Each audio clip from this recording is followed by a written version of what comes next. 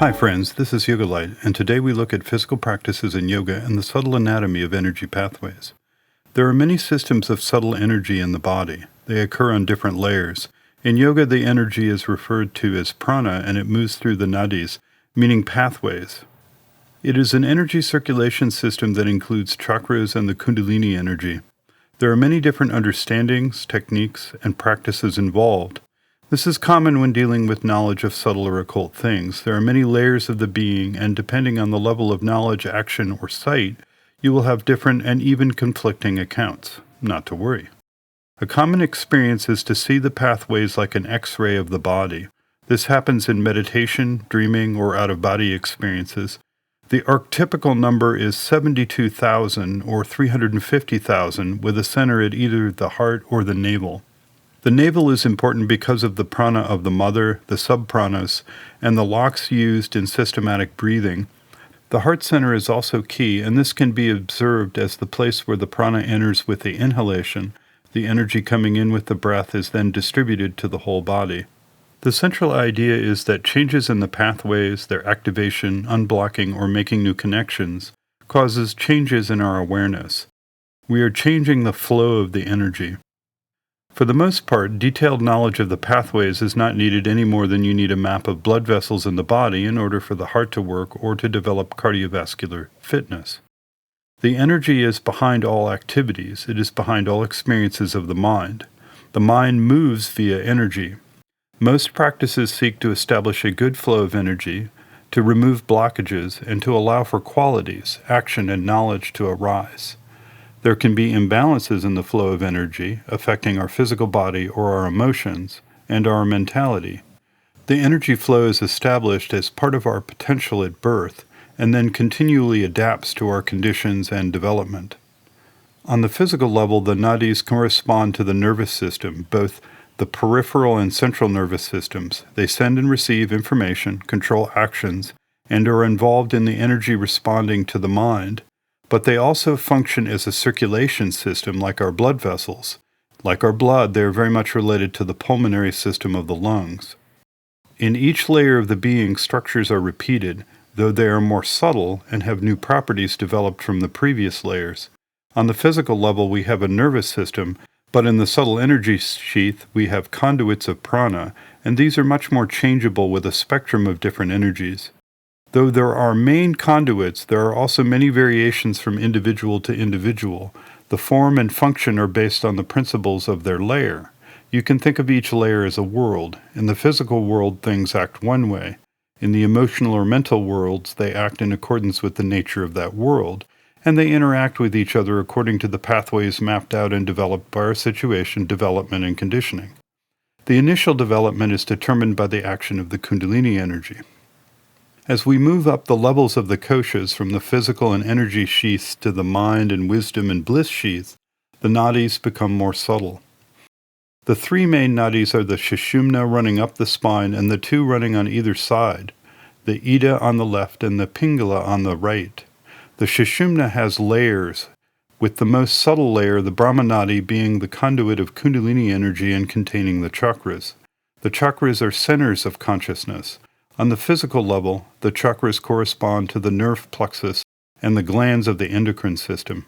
Most systems use 7, some have only 5, and there can be additional minor ones, at the diaphragm for instance, or they add 3 more, with 1 above the head and 2 below the feet. Usually for the 7, they start at the base of the spine, then pubic bone high, navel, heart, throat, third eye, and crown. In the physical layer, you can feel physical areas in the body that correspond to chakras and use that to influence them. For instance, simply focus your awareness on the heart, not the organ but the center of the chest. You can also use movement and posture in the body to direct the energy as the physical reflects and is reflected by the nadis. Where it is not very useful is trying to reduce some kinds of experiences, such as intuition, to the actions of the pineal gland. It is better to think of these physical structures as some sort of limited expression or metaphor for more subtle ones. There are people who think kundalini energy and experiences are simply a neurotransmitter that, once synthesized, would allow you to go to the doctor and have an injection administered. This is based on scientific materialism and would ignore or lack awareness of the flow of events around the person, and even things such as foreknowledge in time or knowledge at a distance, and a whole host of other experiences indicating that we are more than just a set of chemicals causing consciousness. In yoga, it is the other way around, as matter is simply a form of consciousness, being both energy and knowledge. If you were to synthesize a chemical, there is the whole world play around the discovery, the machinery producing it, your access to it, and the timing of your encounter with it. This would also involve a shift in the world consciousness of which it would be a reflection, not a cause. It would form a flow of events that are not just a play of physical forces, but involve many layers of consciousness and connections to subtle worlds. The subtle system responds and adapts to conditions with new nadis activating, growing, and forming new connections. Our perceptions and subjective experiences and the flow of events around us change according to the flow of energy. Physical postures, movement, breath, work, diet, our emotions, our life experiences, and thought processes cause changes. Meditation, pranayama, mantras, and a host of other practices all affect our energy systems. As the system changes, the things around us are also affected on a subtle level. These changes are not limited to our physical sense of self, apart from the world as an individual object. There is a web of interrelations as we are an aspect of universal nature. Space and time are not as we perceive them, as we exist on many layers of the being that are not seen on our surface consciousness. This can also be described as vibrations, and some people are more aware of vibrations than subtle energy. There can also be a perception of light representing a force of consciousness. Some are more in tune with forms of energy and can see symbolic structures, like the tools held by the many arms of the deities. We will look into this when we get to the inner being. The companion idea is that you vibrate at a certain level, attracting or repelling things. The same is going on with the patterns and flows through the nadis. We are energetically connected, receiving and projecting with the world. You can also tap into larger forces and flows dealing with subtle planes of a universal nature. Most people associate thoughts with the head and emotions with the heart. Each chakra is a center of a level of consciousness and energy. They are represented by lotus flowers. Chakra can also be translated as a wheel and presented as vortexes of energy. There can be elaborate tantric symbolism associated with the chakras. Each lotus petal has a specific letter of the Sanskrit alphabet. We will look at that later on. When dealing with the subtle realities, things can appear in the form of symbols made of real substances formed from subtle material. So a tradition may hold that the lotuses of a chakra are not a symbol but an actual structure, a real form, but it is a form more subject to variation and is affected by the mind more than material substances. In that sense, there really are lotuses. The chakras are a more complete map than thinking in the head and emotions in the heart. The central idea is that by concentrating on them, we can make their action stronger or more effective. If you focus on the heart, you will be more aware of emotions. If you focus on the third eye, you will become more intuitive. It is not only the surface functions of our common experience, but a deeper action that begins to emerge. There are also many powers associated with the chakras. Abilities that can be awakened, such as knowledge of the body by focusing on the navel, or the ability to see things underground. Saints often know where to find buried murtis, statues with deities installed in them from long-lost temples. Our karmic seeds are also stored in the chakras, so life events, flows of people, and situations are awakened to be experienced. When you focus on a particular place in the body, such as the palm of your hand, it causes the nerves in that area to activate. This brings extra blood supply to the region. Prana is also drawn there. A common healing technique is to direct the energy to the site of the injury, or to breathe into the area, or focus the energy during breath retention. Where our awareness is directed, the subtle energy flows. It flows through the nadis.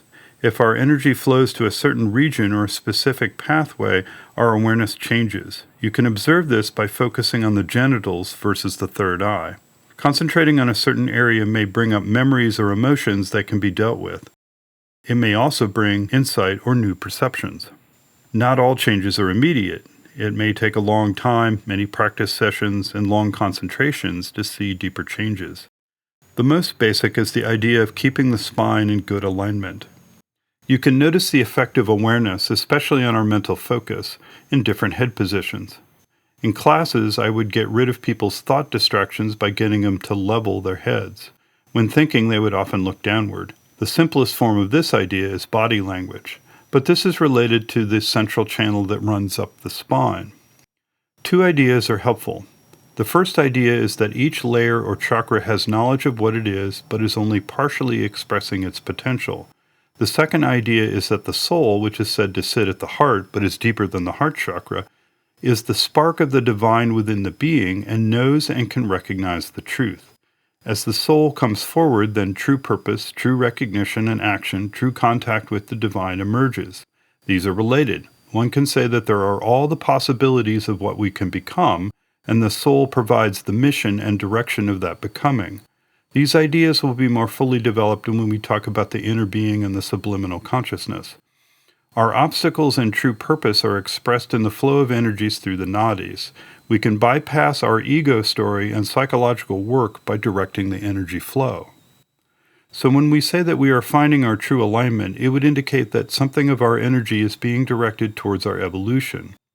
Fortunately, we are not alone, and people have found ways of tapping into the potential and have awakened knowledge of methods that work to do this. This yogic knowledge, the ability to know what to do as individuals, can be awakened in ourselves.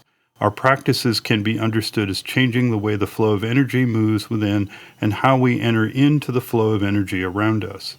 We want our energy to be under a divine influence. It is very common when one starts yoga to find that fears and other problems drop away. Not all of them do by any means, but we realize things or experience changes in how we feel and how we live. People often find themselves drawn to vegetarian diets. Our social life can shift as we seek new things or avoid old traps. At first, we may not see the absence or the new things. It's only afterward we realize or wake up to the changes. Sometimes it comes in with a sudden rush, and everything is different. This is because our energy pathways are changing. Sometimes gradually, sometimes dynamically. The energy pathways serves as a way of explaining changes when it is not easy to point to a particular situation or kind of practice. Some people naturally feel energy and are comfortable with it. Most people can be trained to feel subtle energy quite easily, though not everyone can. A common way of pointing this out is to hold your hands about navel high, palms facing, and slowly move them closer without touching, and then move them slowly apart. It will feel like heat, magnetism, or the sensitive sensation. Notice that there are many sensations intermingled. This is the dhyana, one of the sub-pranas near the physical level. It is also responsible for the aura. There are more subtle levels of energy, but you can feel this energy externally and internally, and you can move it by directing it with your mind. Flow the energy from one hand to another.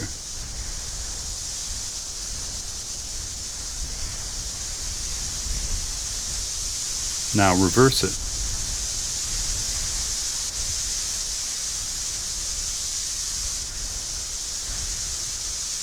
Now let the energy flow without intent. Now feel the flow of energy and conjure a memory of a recent negative experience.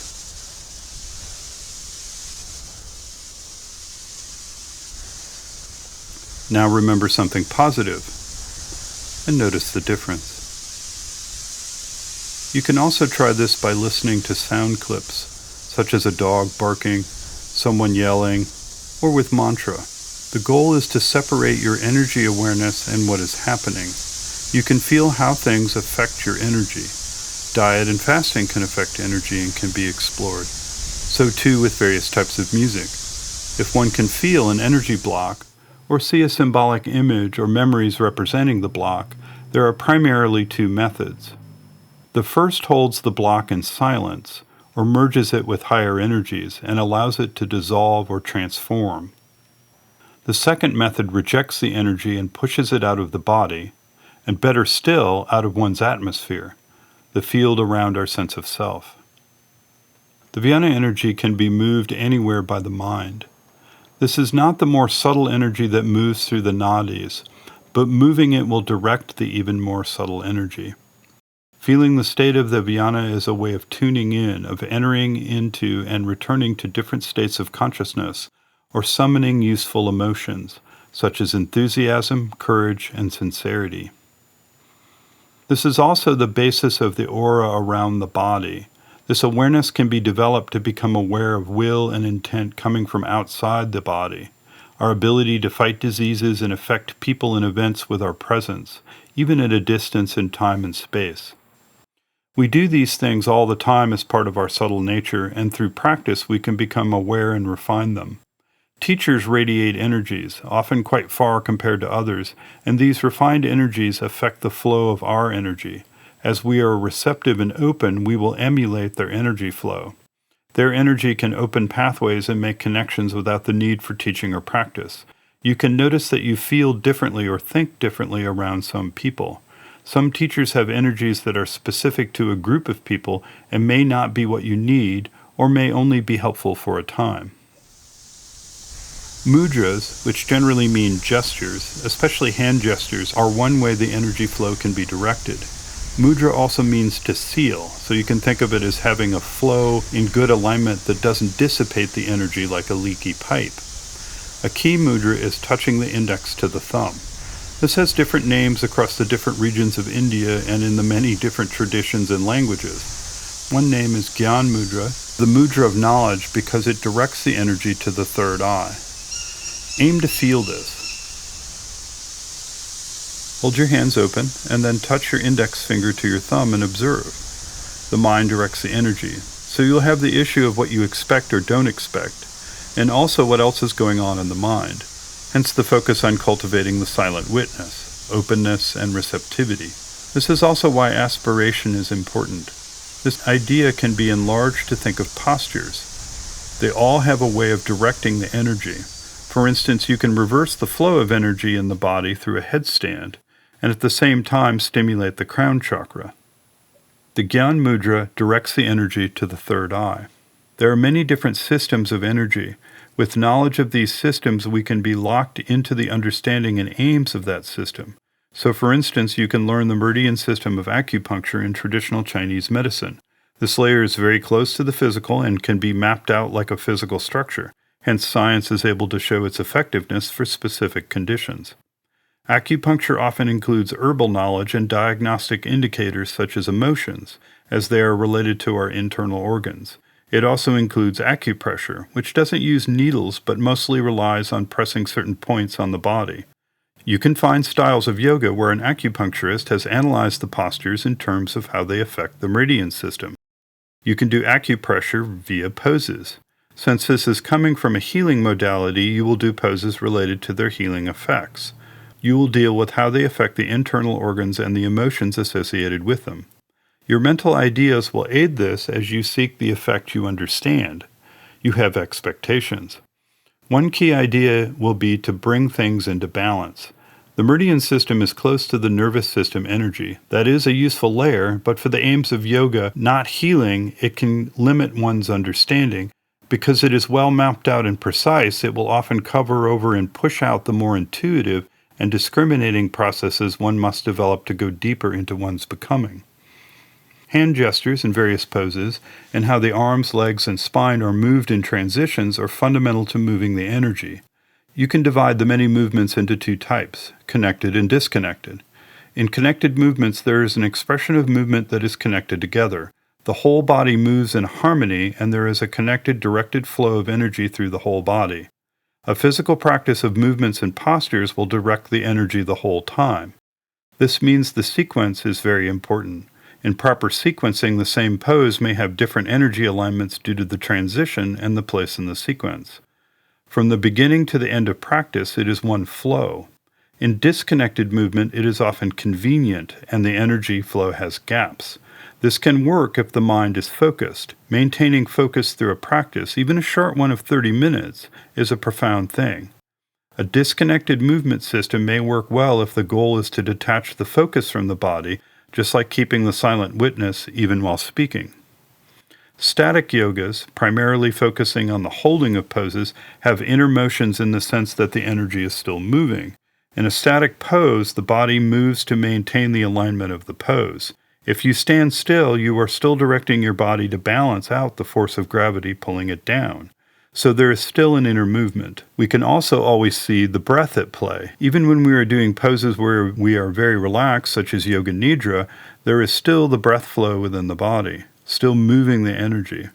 Holding various standing poses requires strength to keep the knees and legs in alignment.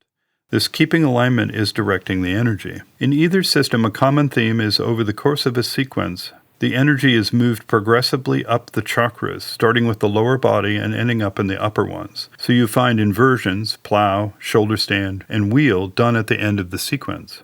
Emotions and energy are linked. This is the idea of body language.